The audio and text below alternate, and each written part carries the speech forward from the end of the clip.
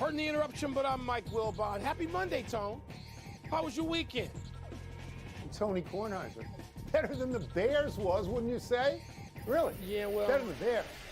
You know, and better than the Cubs was, too. I think we've lost 6 of 8 or 7 of 9. We're done. Are you out of the wild card now? Are you not going to make the wild card? Just look dreadful. They're ruining my September. Really? Ruining. You know what really looked dreadful? The orange uniforms the Bears wore. They should never, what? I can take the orange jersey, but the orange helmet, the helmet is a no-no. Terrible. It's a no-no. Absolutely dreadful. Welcome to PTI, boys and girls. In today's episode, the Bengals and Chargers are winless. The NFC North goes over, and Dion and Colorado stay unbeaten. But we begin today with the NFC East, where the 3 teams that played yesterday all won. The Cowboys beat the Jets 30-10. The Giants came back from 28-7 down in the third quarter, beat Arizona in Arizona. And Washington came back from 21-3 down in the second quarter, beat Denver in Denver. Well, Bon, who had the most impressive win? Well, Tony, it's not going to be the Cowboys. It's going to be either Washington or the New York Football Giants. And the Giants did something they'd done like twice ever. I think it was the second largest comeback win ever, and they had not done anything like this since 1949 when they beat the Cardinals. That would be the Chicago Cardinals then. Yeah. So I'm going with the Giants. I mean, and we keep going back and forth on the Giants and whether they have the critical elements, and it always starts with Daniel Jones, their quarterback, who had a great run for a touchdown late in that game when they were coming back. The Washington comeback, Tony, it was great too, don't get me wrong, and they need to be every bit as happy as the Giants. But for those of us watching from the outside, the Washington comeback was aided by the Zebras. And it just was. It was aided by the Zebras because on the 2-point conversion, which would have sent the game into overtime, the officials just swallowed the whistle.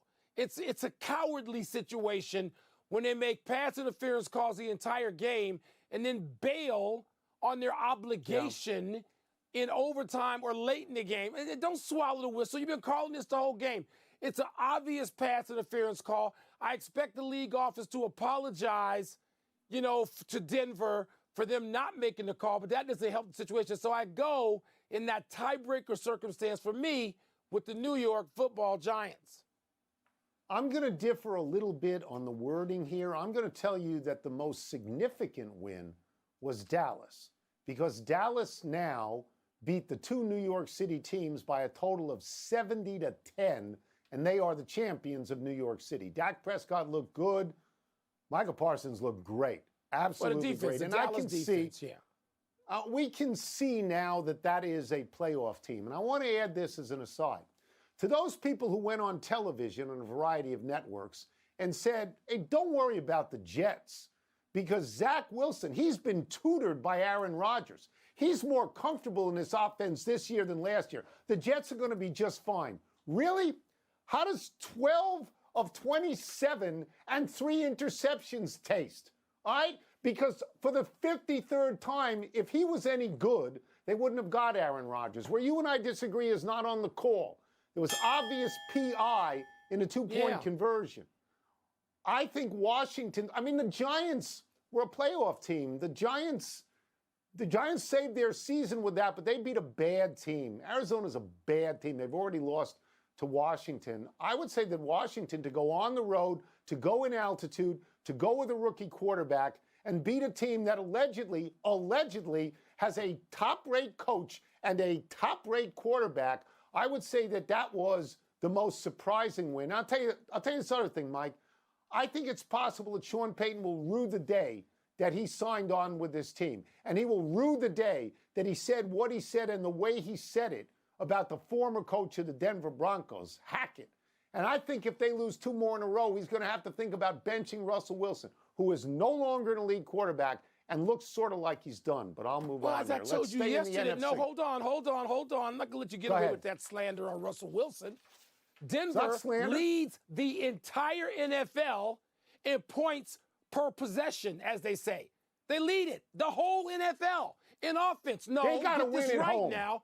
Pay attention. They got to win at home against Washington. The defense is the most penalty. So blame the defense. Don't blame Russell Wilson, who leads the league once again. Mike, leads I think the he league is starting in points out per series, where he ended up last year. He's not. I do. The evidence says he's not. You're not paying attention. You got to get YouTube TV and get off the red zone and watch the actual football game. Huh?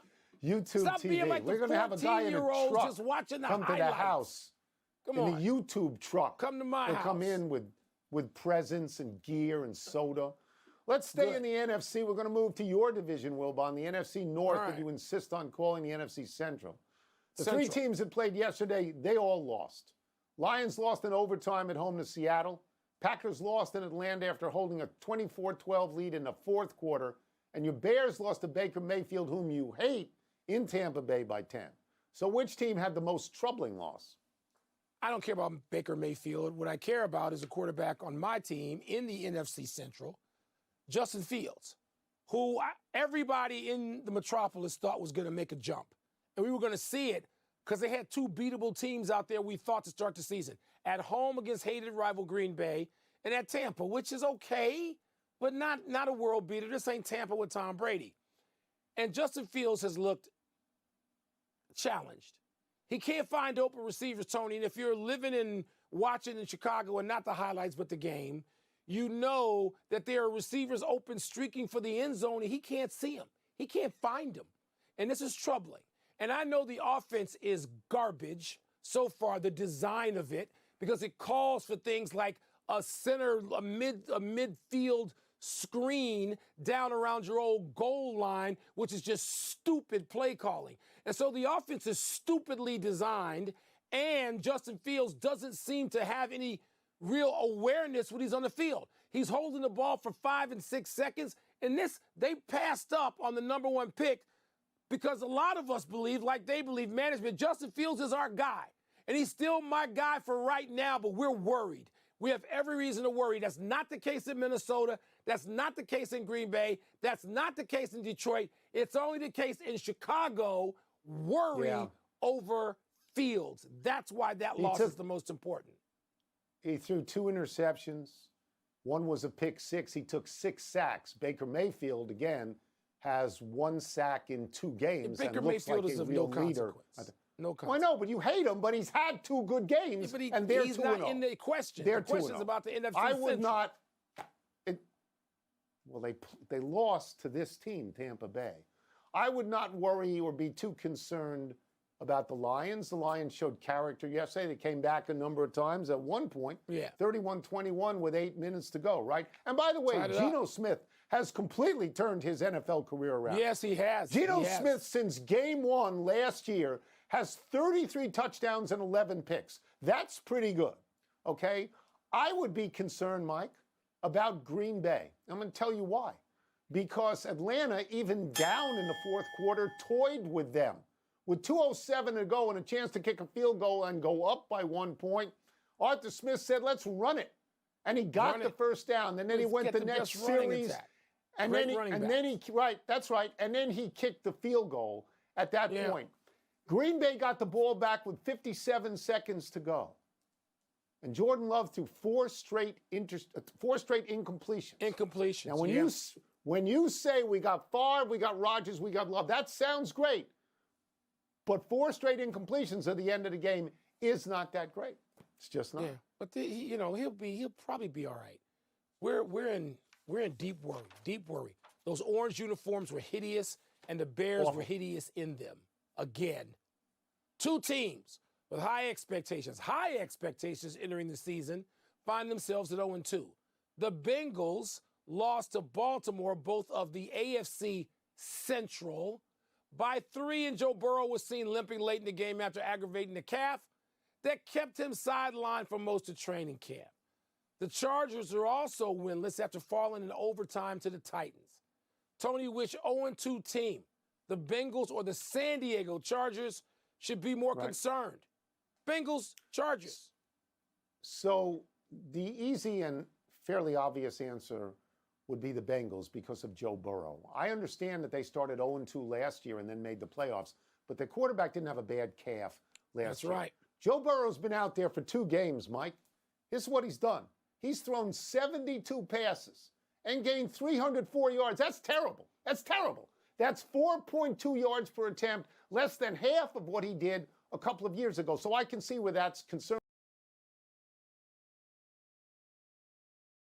Against Miami, they lost. They put up 24 on the road against Tennessee, and they lost 58 points in 2 games. You're not supposed to be 0-2. Their defense has given up 63. You talk about the Broncos defense, maybe that's worse, but 63 in 2 games stinks. And their head coach who likes to go for it all the time, maybe he likes to go for it because he doesn't want his defense on the field because he knows it's bad. Well, this year, I'm just going to remind you of a text message sent yesterday at about 3:42 Eastern time that said, and I quote from Anthony Kornheiser, is it possible Burrow is really this bad?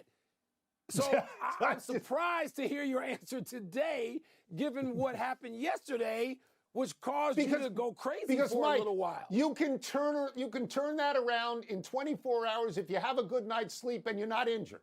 Like, that's possible. The other team has worse problems. Yeah, but he's injured, right? I mean, this calf thing, and it can lead to other stuff, Aaron Rodgers.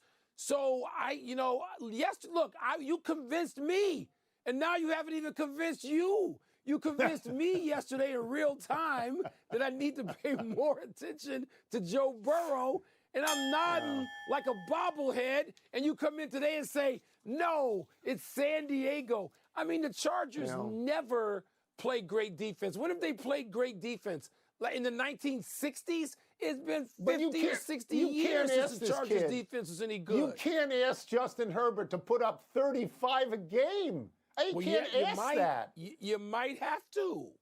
Let's take a break. Coming up, the Chiefs and Bills get bounce-back wins. Which one was bigger?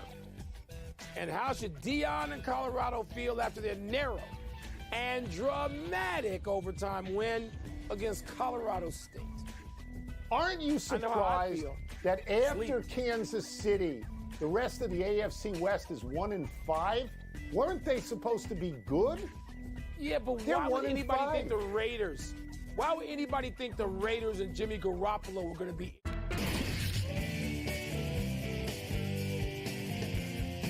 Time to find out what's popping with the populace. Meal time. First one here. What's trending? Bigger bounce-back win. Bills or the Chiefs? Tony, I think the Chiefs because they won in Jacksonville. I mean, they're down there in the heat, in the extreme heat. I noticed, the announcers talking about both those games, all the games in Florida yesterday, about the heat and humidity. And I just thought the Chiefs going down there and playing the Jaguars team that people have big expectations of. The Bills beat the Raiders. I mean, the Raiders stink.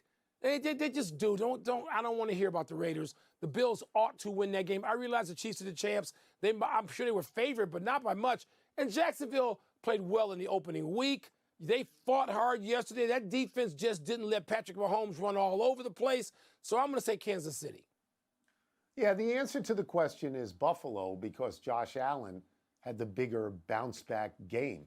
He was terrible in the first Raiders. game. He had four turnovers by himself. Yesterday, 31 of 37, 274 yards, 2 touchdowns, and a rating of 124.5. Here's the thing about Kansas City, Mike. That was a tight game the whole way. That was a one-score game. And I felt, and I remember saying this to you yesterday, there were a couple of times, 2 or 3 times, where I thought Trevor Lawrence had a touchdown pass and maybe the kid's foot was out. And so it was taken back. 3 times. Now, Kansas City understands everybody's going to give them their best shot. So they have learned how to win close games.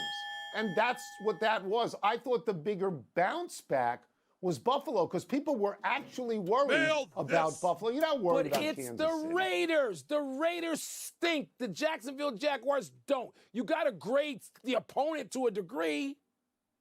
To a degree. Did Colorado's double overtime win over Colorado State increase or decrease your estimation of Dion's team? You know, Tony, Colorado State played really hard. They did just cheap shot their way through the game. And I don't want to hear from anybody from Colorado State talking any junk. They played hard, they played well, and they cheap-shotted every snap they could. But, Tony, it's not just the win or the margin of the victory or the double.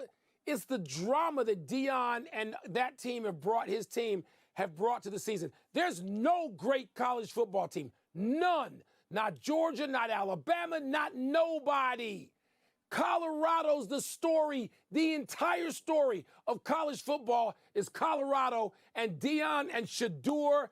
My God, that kid is a great quarterback. He's right there with Caleb Williams at the top of the Heisman Trophy heap. And all kudos to Colorado State and their coach, except they cheap-shotted their way through an entire game. I'm so thankful that we got to Deion because you can't do this show without Deion. I don't want to get carried away because Colorado State was a 23-point underdog and they were winning late in the fourth quarter. They played hard. That's not what we would call a hat and sunglass moment for Deion. But let me say this. That drive, 98 yards on that drive. Shador is certainly a first-round draft pick, and you make reputations on those drives. Ask Tom Brady, ask John Elway in the same state.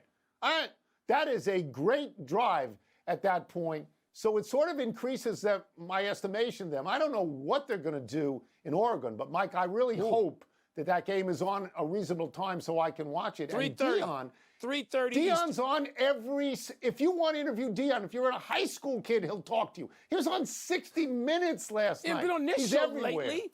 Deion used to join us in the early years. Where's Deion? Why doesn't he come on this show? Let's get Deion lately. Let's get him. Right. Let's take one last break. Still to come as Shohei Ohtani cleaned out his Angels locker for the last time. They should be relegated, the Angels. And the Rams rookies putting up some big numbers. What time did I text you Saturday night at the end of that game? 2:41. I wasn't up. I got it the next morning at 6. 2:41.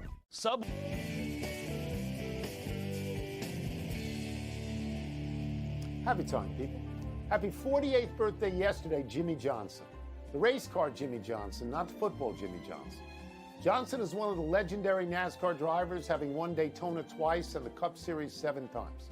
In 2022, Johnson drove Indy cars in select races, including the Indianapolis 500.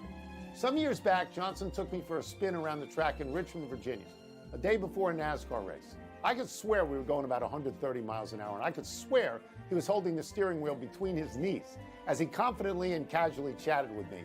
I was terrified and thrilled at the same time and grateful for the ride. Tony, I was terrified once. It had to be 10 years ago, talking to Jimmy Johnson. It's here in Arizona, and it was like 45 minutes before the race. And I'm like, oh, my God, I'm sorry. He's got his helmet in his hand. He's standing by his car. And he says, don't worry about it. We're good. Yeah, don't worry about it. And the calm that Jimmy Johnson has before doing something, I'm sure they all have it, doing something that's death-defying, and I'm terrified. He's laughing at me. Jimmy Johnson, he just seems like the greatest guy. Happy anniversary, Reggie Jackson. Around this date 39 years ago, when Reggie was with the Angels, he hit a pitch from Bud Black at Kansas City for his 500th home run. Reggie became the 13th player ever to reach the 500 level, and he did it on the 17th anniversary of his first home run. Reggie wasn't a power hitter. He was a home run hitter. He was the straw that stirs the drink, as he said of himself. He is the one with 3 home runs in the same World Series game off 3 different pitchers. He's the one who got into a fist fight with his own manager. He's the one with the candy bar named after him. Reginald Martinez Jackson. Yeah, him. Tony, I'm not sure that there is a star anywhere near as big as Reggie Jackson was, even by then, when he's with the California whatever Angels they were calling themselves then. By the way, I inherited 2 relationships I should thank you for. Guys that you palled around with back in your day when you had the big red afro. Phil Jackson and Reggie Jackson. So Reggie Jackson. Thank you for that. I got in the door. I was good with the Jacksons, with both wasn't I? of them. Yeah, I was good with the Jacksons. Not so much with Michael. And Jermaine and Tito. Not so much with Michael. Happy trails, Shohei Ohtani. The presumptive American League MVP has shut down all baseball for the remainder of this season and has all but cleared out his locker in the Angels clubhouse. Ohtani stopped pitching in August because of a torn ulnar collateral ligament, but continued DHing. An MRI revealed lingering irritation in Ohtani's right oblique, so hitting is out now too. Ohtani plans to pitch and hit for the rest of his career, but the possibility of surgery would postpone a return to pitching for a while. Conversation now turns to where Ohtani will play next season. The Angels want him, but many people think Ohtani's next address will be in Los Angeles proper with the Dodgers. Let me just concentrate for a second on the Angels. That franchise should be relegated. Somebody should move up and replace them. You got Trout, a guy who for 5 years was called the best player in the game. You got Ohtani, you got Rendon, who's a ghost, and you can't do anything ever, and people walk out on you. You consider trading them? My goodness, they're a disappointment. One omission, Michigan State announced it has begun the process of firing head football coach Mel Tucker for cause, which was completely expected. We had that. Very quick to the big finish. Let's do Rams rookie receiver Puka Nacua set a record for most catches in his first 2 games of 25. You impressed? Yeah, 15 of those yesterday in the loss to the Niners. Colts quarterback Anthony Richardson self-reported a concussion and left yesterday's win over the Texans in the first half. Your thoughts? You're a great athlete. Don't run so much. The Aces eliminated your Sky. You impressed? Come on, the Aces. I mean, Asia Wilson at 38. They're the best team. Maybe the Liberty, but they're the best team. Orioles, Rays, both clinched playoff berths. Significant? Orioles haven't been there since, what, 2016? Last one, 2 Monday night games. Who you got? I got a problem. It's 4 and 5 in the afternoon out here when these games start. I can't even see them. I don't care about the first game. Steelers over Browns in the second. That's your problem. My problem was watching Colorado at 2 in the morning. Ooh, we're out of time. 25. Try to do better the next time. I'm Tony Kornheiser. I'm Mike Wilbon. Same time tomorrow, Knuckleheads. You can get the PTI podcast on the ESPN app or Apple Podcast. And now, PTI.